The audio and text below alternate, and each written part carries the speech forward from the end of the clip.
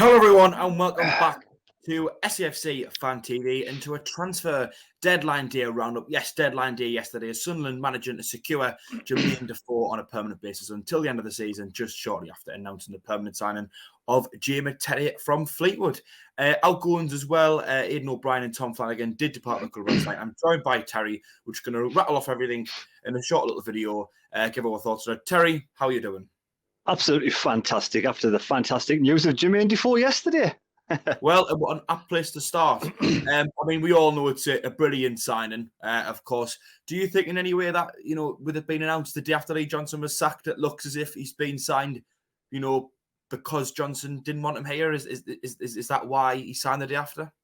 Well, it's only hearsay. It could be a coincidence, or it could be something in it. Same reason you think, why is Aiden O'Brien gone and Tom Flanagan gone?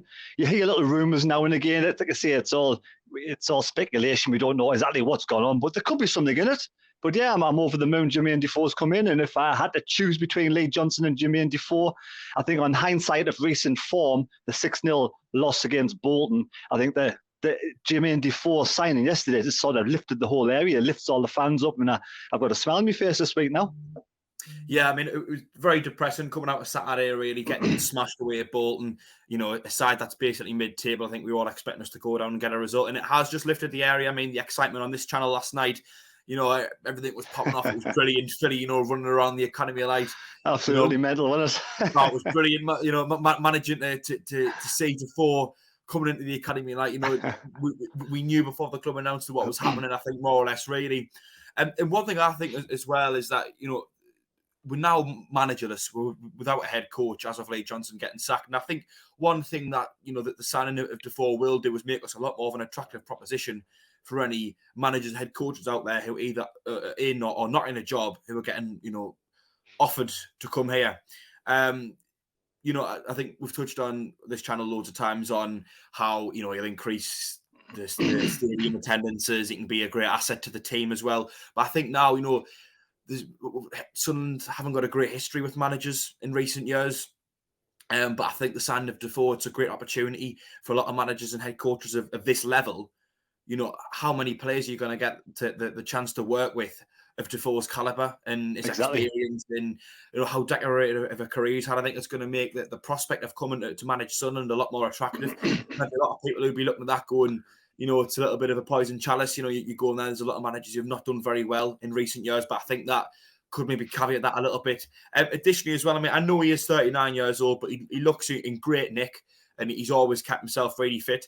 How much of an asset do you think he can be to our first team? What comes to mind straight away for me is the defeat on Saturday, the 6-0 drubbing. The heads have gone down from the young players. And imagine someone like Dan Neil. The first time Jermaine Defoe came to the stadium in 2015, how old was Dan Neil then? Probably 12, 13 years of age. He'd have been on the terraces watching. Probably Jermaine Defoe would have been, probably by the time he left, one of his favourite players, if not one of his favourite players of all time as a kid. So imagine now, this guy coming back to the Stadium of Light, and he's basically going to be coaching you, because you're the young lad. He's the guy who's been there, done it, got all the badges, got the T-shirt, got absolute wealth of experience. The first thing Jermaine Defoe can do is give some experience on how to bounce back from a heavy drubbing.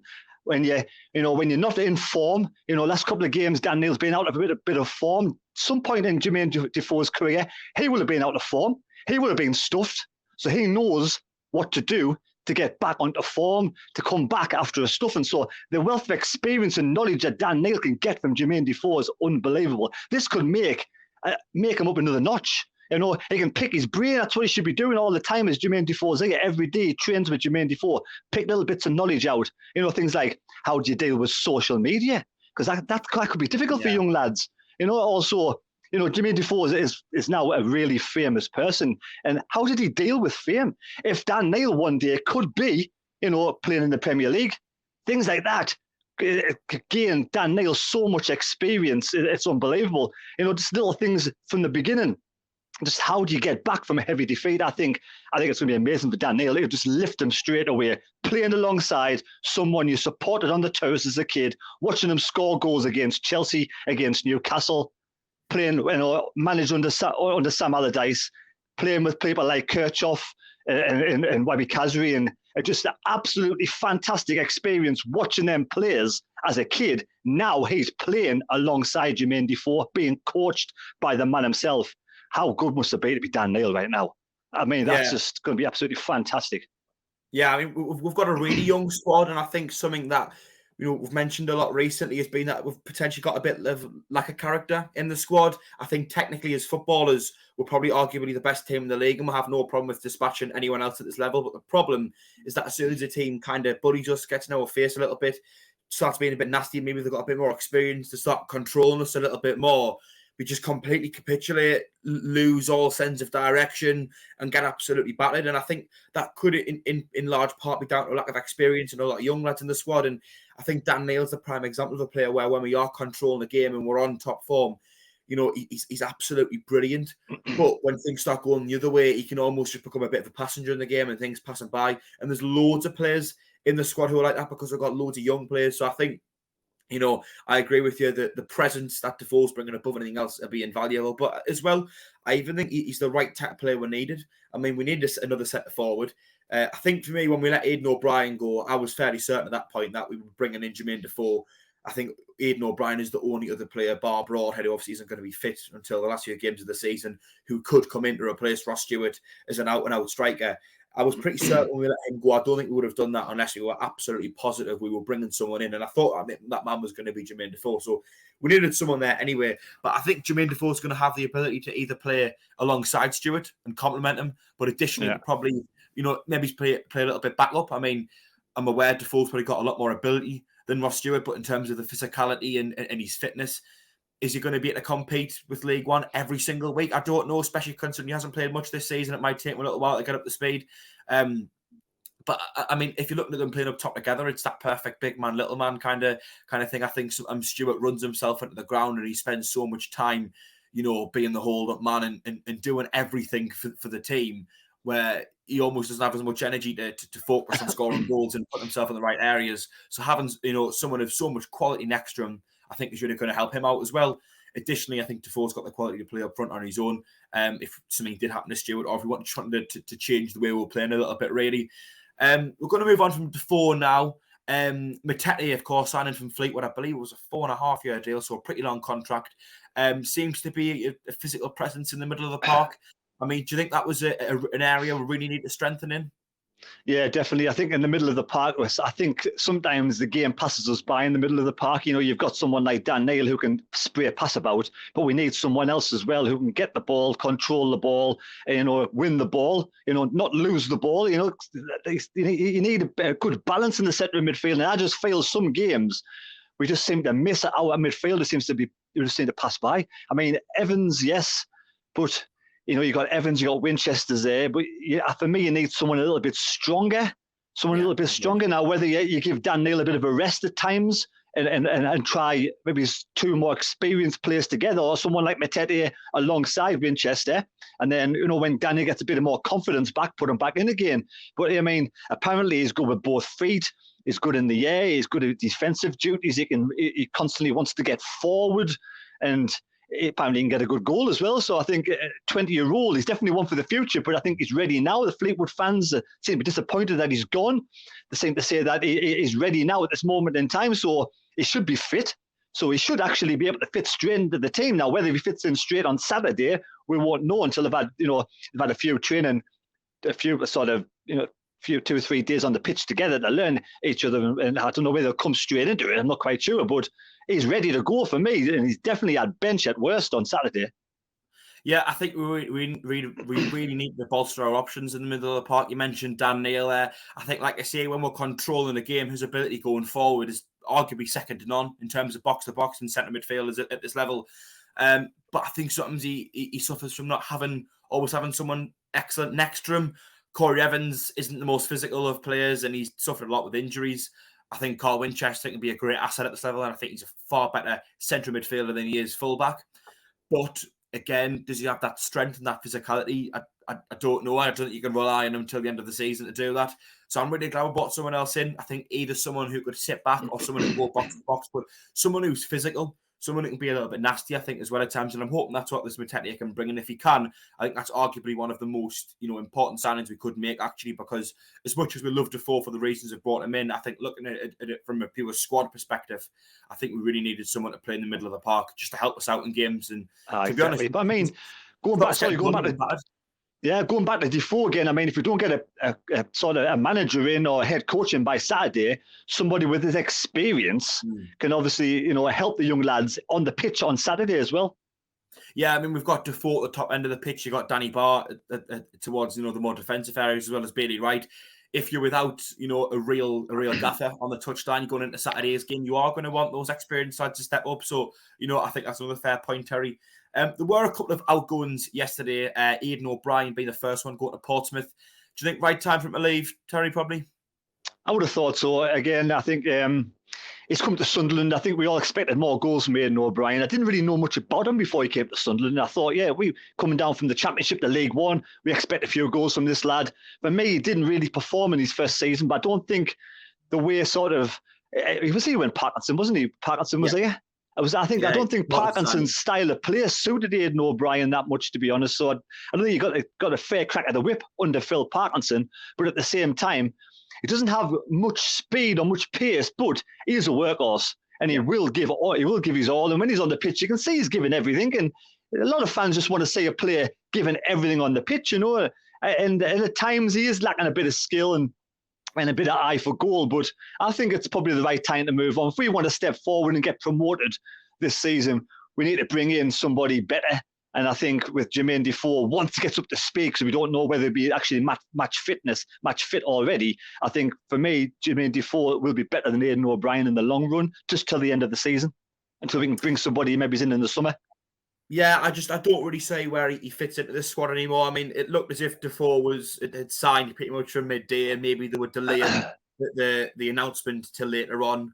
I know they made quite a fancy video. To announce. I don't know if that's got to do with anything, or maybe they were just trying to build the suspense. I don't know, but I think at the point where that Aiden O'Brien go, we knew we were signing Defoe, and I think you could probably see he's played maybe 3 positions, mainly in his time at Sunderland. That's been a centre forward. Well, we've signed another one, and there's 2 lads up there who are both significantly better than him, and Stewart and Defoe. You've then also got Broadhead coming back. He's played out wide at times, and as well as a number 10. But I think you could argue that, out wide in the number 10 role is probably 2 of our strongest and most stacked positions now. I don't really see where he fits in. I mean, I am a little bit sad to see him go because, like you say, he was a workhorse. As much as I don't always think he was good enough, one thing he always gave, he was 110%. He never shirked a tackle. He always showed for the ball. He always made runs in behind. And when things weren't going our way, he never hid. And it's those types of personalities that you want in the squad. I just don't quite think he was good enough. Like you say, he dropped out from the Championship to sign for us, and I was expecting, a little bit more of an eye for goal than he brought. He was all right at times, and I think he's made some decent contributions in his time here. But like you say, I think if you want him to really fight for the top 2 spots, I just think you need a little bit more quality in that area. I kind of thought he might have turned the corner when he got the hat-trick against Blackpool, wasn't it, against Blackpool? Yeah. I thought this is his moment, his chance now, but Lee Johnson just didn't seem to fancy him at all for whatever reason. I don't know what it was. I don't know if they didn't see eye to eye, but I just don't think he fancied him in the team at all. Yeah, I mean, I don't know. I just don't think he had quite the quality that we required. I mean, we've seen the football we've played this season. Lee Johnson likes to play the ball on the floor, expansive football, quick pass and move. And I don't really think that's Aiden O'Brien's style. I think he's more the type of centre forward where you'd not hoofball necessarily, but you're not going to be moving the ball quite as quickly. I think we saw that he had a fair bit of decent physicality about him. He could take the ball down, but in terms of neat, short passes, bursting in behind, I don't really think that was his game. I think, it's more the game of the likes of Patrick Roberts and Ross Stewart and the players that we've brought in under Lee Johnson. I think in an ideal world, Lee Johnson wouldn't have had him as part of his squad, but like I say with O'Brien, he always put 100% in. I think he's been a half-decent servant of the club for the season and a half that he's been here. And I think, would you agree with Zach? He goes our best wishes, and we hope he has a good career from here because he does come across a decent. Definitely. I wish him all the best. Yeah, definitely wish him all the best. Hope he does well at Portsmouth, to be fair. He's a decent bloke. So, yeah, I wish him all the best, to be honest. Yeah, a little bit sad to see him go. Tom Flanagan as well, a little bit of a strange one. I'm a bit disappointed, to be honest, that we've let a centre-half go. I know at the start of the window we had absolutely loads of centre halves. We let Ollie Younger go to Doncaster on a permanent basis. I'm not sure if it was free or if we got any money from. We let Frederick Alves go back to West Ham. I think that was the right decision. But letting Tom Flanagan go, does it not just leave us a little bit weak at the back? Not too many options there. I've got a feeling something's gone on somewhere at the club behind the scenes, because for me, I thought the game against Portsmouth, he probably was the weakest of the three centre-backs, but we looked solid with three centre-backs. Now, for him to get put on the bench, and I don't know, I've got this feeling there's something gone on behind closed doors between like the Flanagan, maybe it's Aiden O'Brien, maybe it's Lee Johnson, and it just sort of upset the apple cart a little bit. But from to go, I do think it leaves us a bit short. I think, he's had his moments. He's had some really dodgy spells at Sunderland, but at the same time, he's gone through some good patches at the beginning of the season. He played really well. I thought he turned the corner. I liked his spirit at the end of last season when we didn't make it up into the playoff final. I thought he might have been gone then, but he seemed to fight back over the summer and come good at the beginning of the season.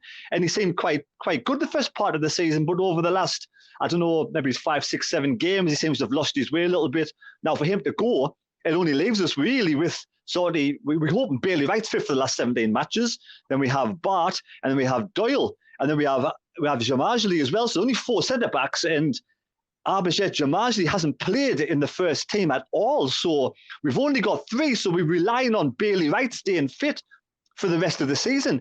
Now, if we're going to go back to 3 central defenders, we can't afford any injuries, to be honest. So I think we're going to have to get maybe a free transfer from somewhere. So it's very strange with Tom Flanagan going. I'm not sure what the market looks like at the moment for free agents, but if there is a lot of centre halves out there who are available who don't currently have a club, then maybe it was a fair decision. I don't know, but I think you can't go into the rest of the season without signing someone new. We've agreed a lot of times with the Sunderland fans that we look better with this squad at the moment as a back 3, not necessarily a back 4.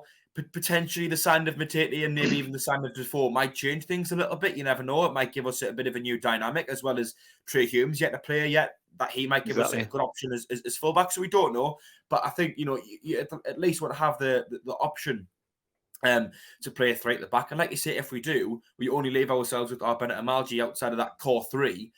And, as much as I don't want to write Bennett and Malji off, he's only played under 23s football this season. He missed basically the entirety of last season. To me, though, now, he looks like he's at a point where he's fit enough to play football regularly because he's doing it for the under-23s, but we're just refusing to play him in the first team, which says to me that maybe he just isn't good enough. Maybe he doesn't match the standard of the rest of the lads. He may get his opportunity under the new head coach. They might see something different that Lee Johnson hasn't seen. I've got the impression of the feeling, I might be wrong, I just feel like Tom Flanagan might have wanted to go. Might be wrong, but I've just got that feeling.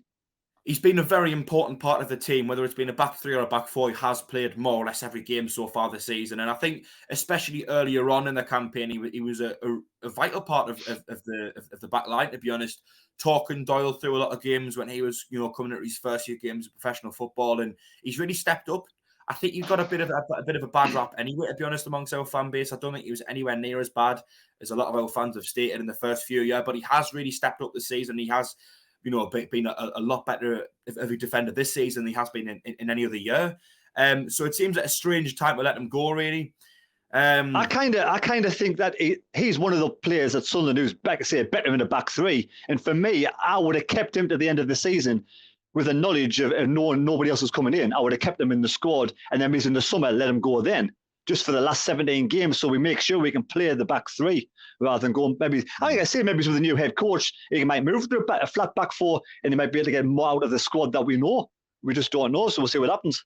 But even so, if you go to a back 4, you then only you either go with Doyle and Bart or Doyle and Wright, really, don't you? Really, I don't really think you can drop Doyle, or maybe you do, but either way, out of that core 3 centre halves that excludes Amalji, you've only got one on the bench. So if one of them gets injured, that means Amalji's then got to come on the bench. So I think even if you're playing 4 at the back, we're a little bit light still, really. Yeah, I kind of agree with what Gordon Armstrong said last night. I kind of think that Doyle, at the moment, as a central defender, we need someone that's a little bit stronger.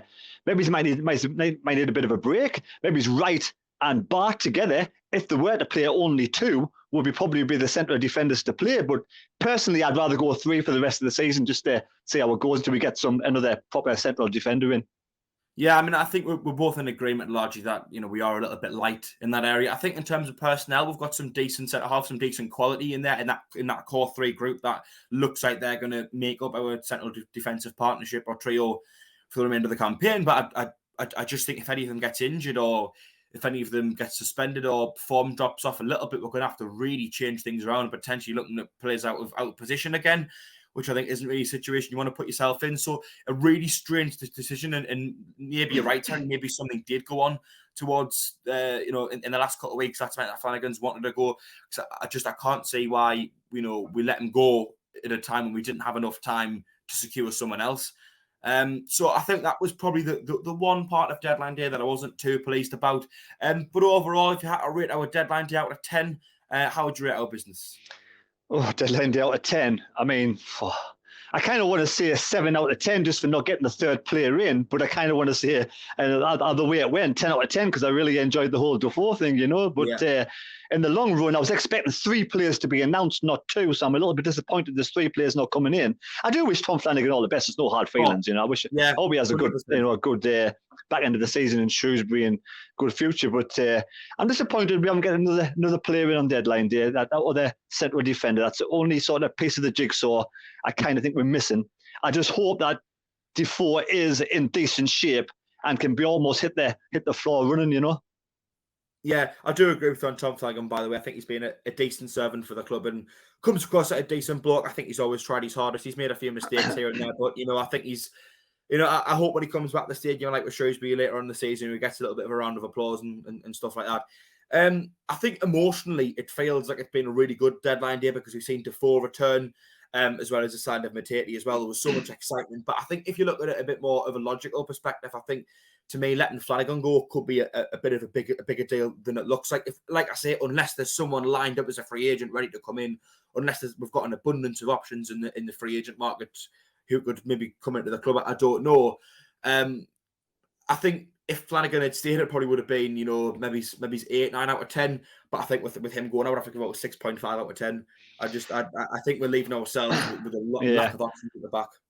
I think with the likes of Speakman and them, they seem to be in control of what they're doing. They know what they're doing. So I think there's got to be some free agents out there that must have the eye on to bring somebody in just to keep us going to the end of the season. And obviously, head coach has got to come first. Who do you want as head coach? Who do you fancy? I mean, I'm a bit stumped at the moment. I'm kind of I'm not quite sure who to bring in.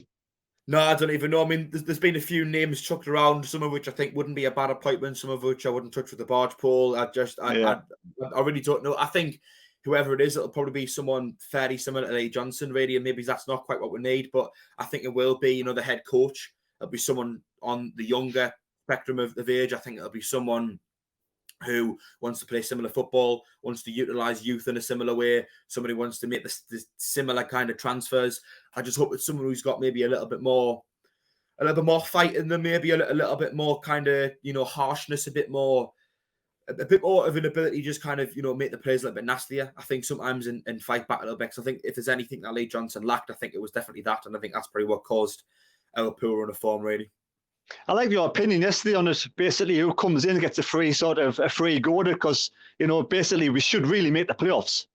So we've got a good opportunity. We're still not out of the top 2. We could easily turn this around and make the top 2. We could go to Wigan, win at Wigan. We could go Rotherham, win at Rotherham.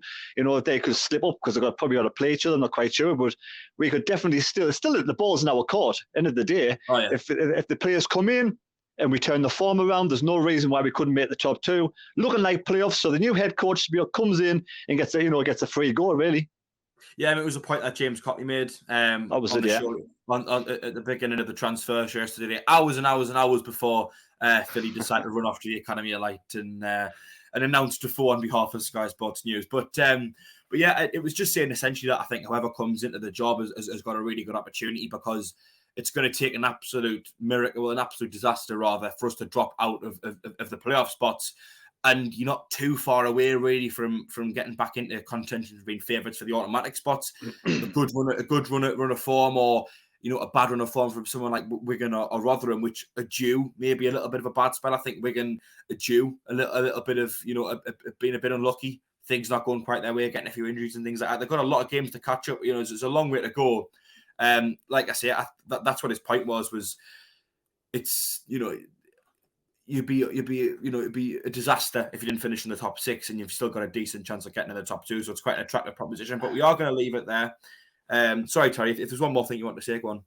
I just basically want to say, I mean, the new head coach just comes in. I think they're going to bring somebody in who has the same sort of playing football as like Lee Johnson did, but try to find a fighting spirit in the team. Yeah. A bit of sort of get rid of the soft underbelly. A team that actually wants to fight and win games of football when things are going against them. Have a bit of bottle and really go for it. For me, so I think they'll bring somebody in with the same ilk as Lee Johnson, basically, because it seems pointless just scrapping everything now. Yeah. Just to start all over again when things are not that far away from being decent. So, yeah. Yeah, I agree. But we are going to leave that there. Of course, we'll be back for Thursday Night Live. I'm not sure it'll be on, but I can presume there'll be a lot of manager talk. There'll be a lot of transfer talk, and maybe it's a bit more of a review in general of the transfer window. But we just wanted to talk about deadline day, really, because I think there was a lot of news, especially with the 2 departures that didn't even get touched on, really, because of Defoe. Even Matete signing, didn't really get mentioned much. Go on, Terry. I'll give Wee Philly 10 out of 10. 10 out of 10. Oh, yes, an amazing performance. An 11 out of 10 for me. We are going to leave it there. Terry, thanks for joining us. Thank you everyone for watching as well. If you haven't already, please give the video a like. Subscribe if you haven't. Both free to do, so both will be greatly appreciated if you do subscribe. You won't miss out on any of our future streams or videos.